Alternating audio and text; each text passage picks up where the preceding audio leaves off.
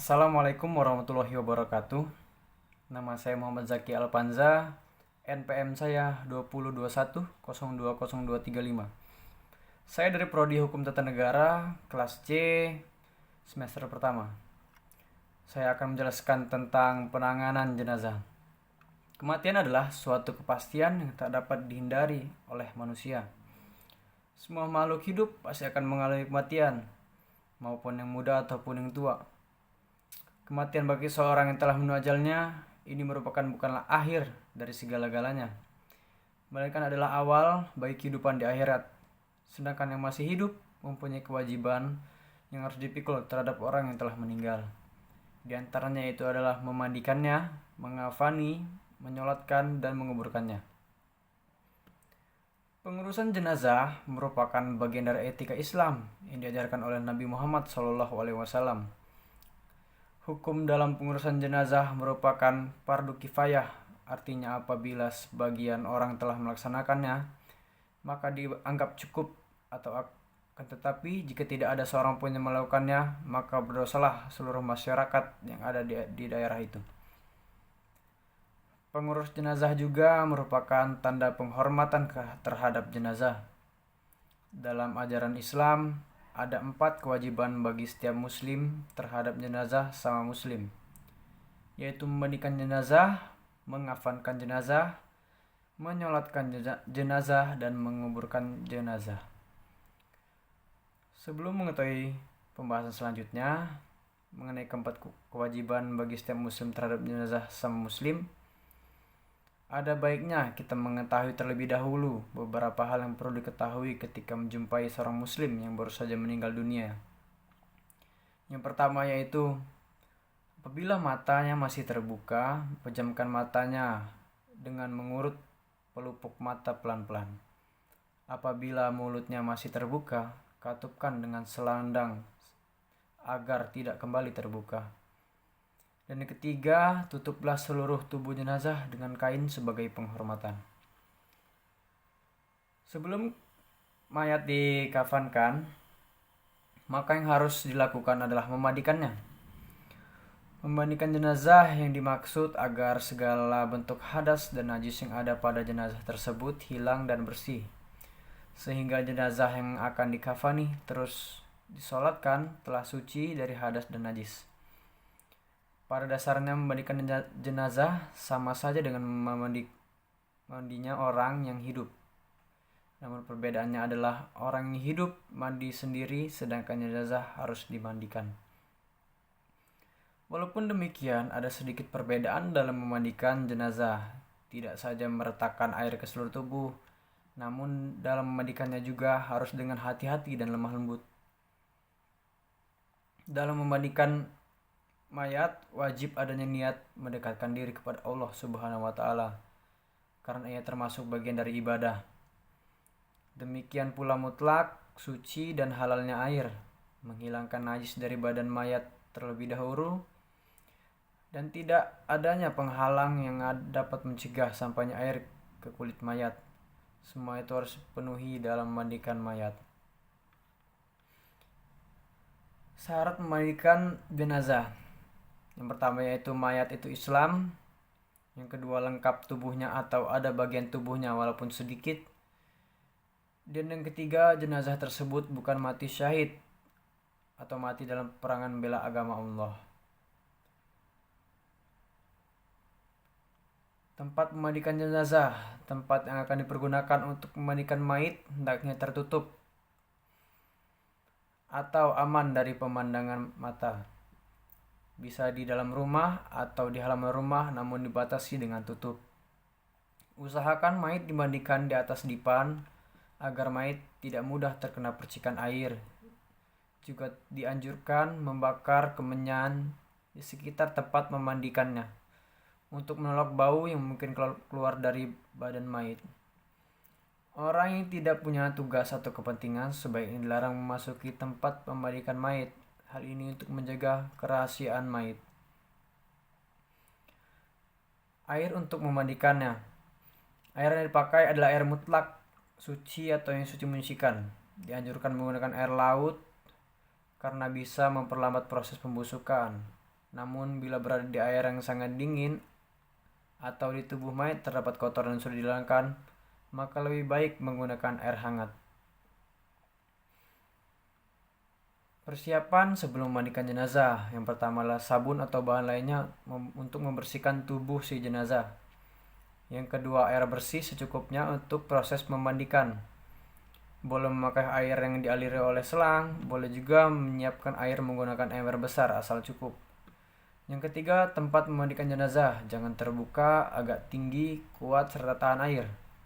Yang keempat, handuk untuk mengeringkan tubuh dan rambut si jenazah. 5.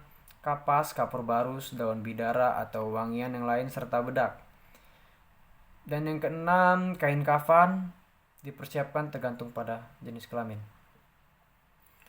Selanjutnya adalah orang yang berhak memandikan jenazah. Tidak semua orang berhak dalam memandikan jenazah. Hal ini dimaksudkan untuk menjaga kerahasiaan aib atau cacat penyakit yang ada di dalam tubuh jenazah tersebut.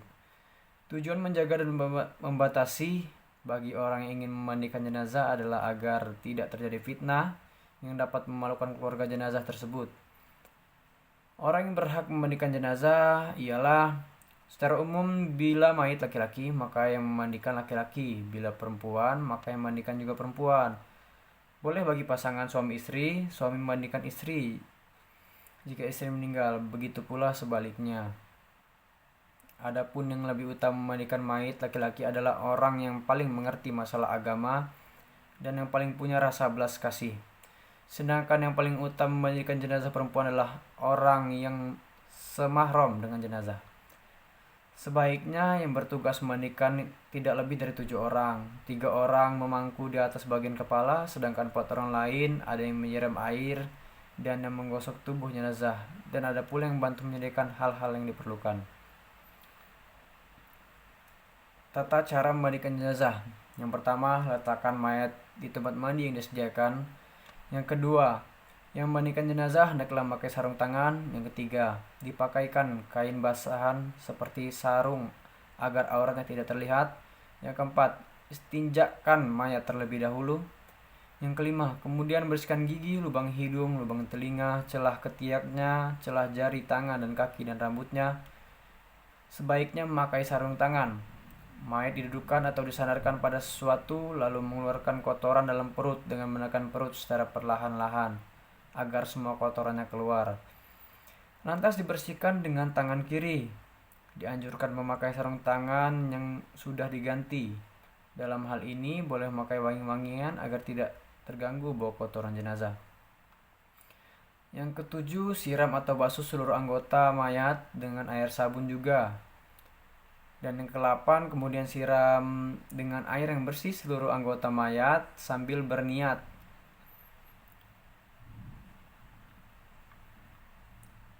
Hal yang penting yang berkaitan dengan mayit antara lain, selama memandikan diharamkan melihat aurat mayit. Hukum memandikan mayit adalah wajib, sedangkan niatnya adalah sunnah. Sebaiknya mewudu mayit hukumnya adalah sunnah, sedangkan niatnya wajib. Bila melihat kelainan-kelainan pada mayit seperti wajahnya berseri-seri atau mengeluarkan bau harum, maka sunnah diceritakan. Bila sebaliknya, maka harus disimpan, tidak boleh diceritakan. Selanjutnya, mengafani jenazah. Dalam mengafani jenazah ada beberapa hal yang harus diutamakan atau disunahkan mengenai kain kafannya. Di antaranya, kain kafan yang digunakan hendaknya kain kafan yang bagus, bersih, kering, dan menutupi seluruh tubuh mayat. Yang kedua, kain kafan hendaknya berwarna putih. Yang ketiga, kain kafan untuk mayat laki-laki hendaknya 3 lapis, sedangkan bagi wanita perempuan, bagi mayat perempuan, yaitu 5 lapis. Yang keempat, sebelum kain kafan digunakan untuk membungkus atau mengkafani jenazah, kain kafan hendaknya diberi wangi-wangian terlebih dahulu. Yang kelima, tidak berlebih-lebihan dalam mengkafani jenazah. Hal-hal yang harus diperhatikan dalam mengkafani jenazah, yaitu pertama, jenis kafan dan ukuran kafan. Selanjutnya adalah tata cara mengkafani jenazah. Untuk mayat laki-laki, bentakan kain kafan selai demi selai. Yang paling bawah lebih lebar dan luas, serta setiap lapisan diberi kapur barus. Angkatlah jenazah dalam keadaan tertutup dengan kain dan letakkan di atas kain kafan memanjang lalu ditaburkan wangi-wangian. Tutuplah lubang-lubang hidung. Yang keempat, selimutkan kain kafan sebelah kanan yang paling atas, kemudian ujung lembar sebelah kiri. Selanjutnya lakukan seperti ini, selembar demi selembar dengan cara yang lembut. Yang kelima, ikatlah dengan tali yang sudah dipisahkan sebelumnya di bawah kain kafan, 3 atau 5 ikatan.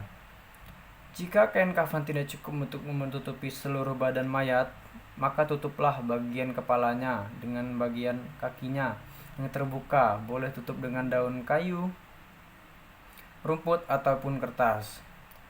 Lalu untuk mayat perempuan, yang pertama, lembar pertama berfungsi untuk menutupi seluruh badan. Lembar kedua berfungsi untuk sebagai kerudung kepala. Lembar ketiga berfungsi sebagai baju kerudung. Lembar keempat berfungsi untuk menutup pinggang hingga kaki. Lembar kelima berfungsi untuk menutup pinggul dan paha. Selanjutnya yaitu mensolatkan jenazah. Hukum mensolatkan jenazah adalah fardu kifayah. Boleh dilakukan oleh laki-laki ataupun perempuan. Namun sekali lagi ada orang laki-laki, maka yang dapat menggugurkan kewajiban adalah orang laki-laki yang baligh. Tempat sholat jenazah. Sholat jenazah dilaksanakan di mana saja asalkan tempat yang suci. Diutamakan bertempat di musola atau di masjid. Ya, setelah itu bentuk saf sholat jenazah. Dalam hal memperoleh fadilah 3 saf ini, ulama berpendapat, Ibnu Hajar berpendapat 1 saf minimal 2 orang. Menurut Imam Ramli 1 saf bisa 1 orang. Jadi untuk mendapatkan fadilah saf minimal musaili berjumlah 6 orang atau 3 orang. Bentuk saf seperti ini penting diatur bila yang menyolatinya sedikit. Setelah itu posisi mayit dan orang yang menyolati. Bila laki-laki, maka kepala mayit sunnah berada di sebelah kiri imam. Bila mayit perempuan, kepala mayit diletakkan di sebelah kanan imam. Posisi imam bila mayit laki-laki, maka berada di dekat kepala mayit. Bila mayit perempuan, maka di dekat bokongnya. Setelah itu makmum masbuk adalah makmum yang tidak mengikuti bacaan surah Al-Fatihah secara bersama imam. Semisal kita baru takbiratul ihram, sedangkan imam sudah melakukan takbir yang ketiga, maka kita harus langsung membaca surat Al-Fatihah. Bila imam melakukan takbir keempat, maka kita langsung takbir juga. Sekalipun bacaan Al-Fatihah belum selesai, bila imam mengucapkan salam, maka kita melanjutkan sholat dengan takbir ketiga dan seterusnya dengan mengikuti rukun dan bacaan yang sudah ada. Selanjutnya itu syarat-syarat sholat jenazah. Bagi yang menyolati, syarat-syarat sama seperti salat yang lain, yaitu sholat jenazah sama halnya dengan sholat yang lain, yaitu harus menutup aurat, suci dari hadas besar dan hadas kecil, suci badan, pakaian, dan tempat, serta menghadap kiblat. Yang kedua, sholat jenazah harus dilaksanakan apabila jenazah sudah selesai dimandikan dan dikafani. Yang ketiga, jenazah diletakkan di sebelah kiblat orang yang mensolatkan, kecuali kalau melaksanakan sholat gaib. Selanjutnya yaitu rukun-rukun sholat jenazah. Yang pertama itu niat, 2 berdiri bagi yang mampu, ketiga takbir 4 kali, dan yang keempat mengucap salam.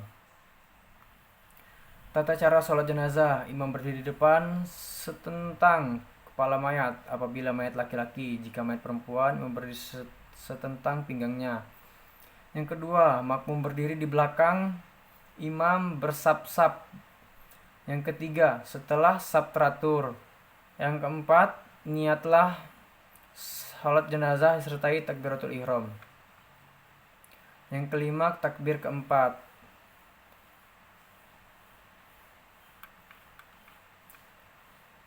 Selanjutnya yaitu menguburkan jenazah. Yang pertama, pemberangkatan jenazah. Ketika mayat siap diberangkatkan, memberi kesaksian bahwa mayat adalah orang baik. Namun tidak semua mayat boleh disaksikan baik. Untuk mayit yang jelas fasik, maka tidak boleh disaksikan baik. Yang kedua, mayit dibawa dengan memakai keranda. Yang ketiga, seperti halnya saat dilahirkan, mayit diberangkatkan dengan kepala di depan. Yang keempat, sunnah mempercepat langkah lebih baik dari sekedar berjalan biasa, namun tidak dengan berlari. Yang kelima, membawa mayit hendaknya dengan sopan dan penuh penghormatan. Yang keenam, hukum mengantar jenazah ke kuburan sunnah bagi laki-laki dan makruh bagi perempuan. Sekian dari saya. Wassalamualaikum warahmatullahi wabarakatuh.